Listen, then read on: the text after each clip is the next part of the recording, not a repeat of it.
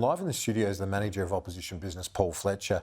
A pretty significant speech, both from the Treasurer and the Shadow Treasurer, given the economy will be the battleground, won't it, ahead of the next election? Look, it will be a absolutely core issue because Australians are really feeling the impact of Labor's poor economic management. You know, if you look at real per capita disposable income, that is down nearly 8%. People are feeling poorer. They are poorer. The statistics are very clear. We know inflation is sticky. Like if you look at Jim Chalmers' statement today, he kept talking about headline inflation.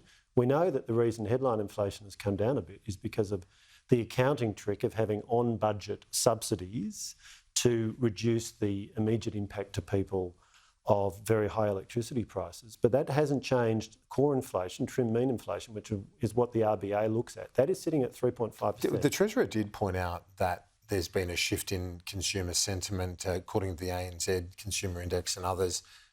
Is that what you're picking up? That things have slowly started to turn the corner? And that's the message from the government. The future is bright, basically. Let's look at the statistics from the government's own agencies. They are saying that core inflation is at 3.5%. We know from the RBA that it's core inflation that they track.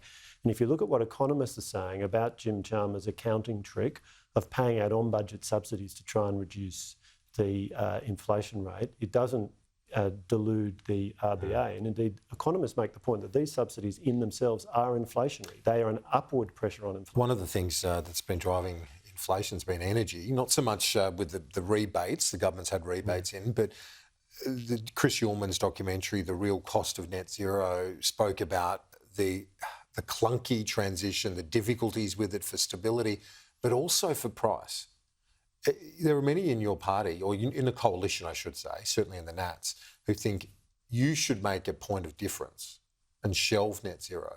Look, we're absolutely committed to net zero by 2050. The point about nuclear is it is part of our plan to achieve net zero and deliver an affordable, reliable energy system. That's why nuclear is a key part of what the US is doing, what Britain is doing, what Canada's doing, what France is doing, what Sweden is doing to achieve affordable, reliable electricity and achieve net zero. Because so the coalition remains firmly committed not only to net zero, to nuclear, but to the Paris framework? We are absolutely committed to net zero, but the point we make is that our energy system today is coal plus natural gas plus renewables, and we see a world where it is nuclear plus natural gas plus renewables.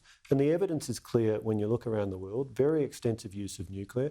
We've seen at COP both last year and this year, countries committing to increasing the use of nuclear because it is emissions free. Now, Australia seems to be, under the Albanese Labor government, willfully turning a blind eye to what is a clear international trend to make greater use of civil nuclear energy. Can we do it though, without the workforce and of course we can. The huge complexities involved? Of course we can. It won't be achieved overnight. This is something that needs to be done over a period of time, but absolutely. If you look at the United Arab Emirates, for example, they went to from no nuclear to having 4 operating nuclear facilities within a period of, I think it was about 12 years. So yes, we have the expertise, and let's be clear, we're already going through that transition because of the bipartisan commitment to nuclear-powered submarines. We're already building a group of professionally qualified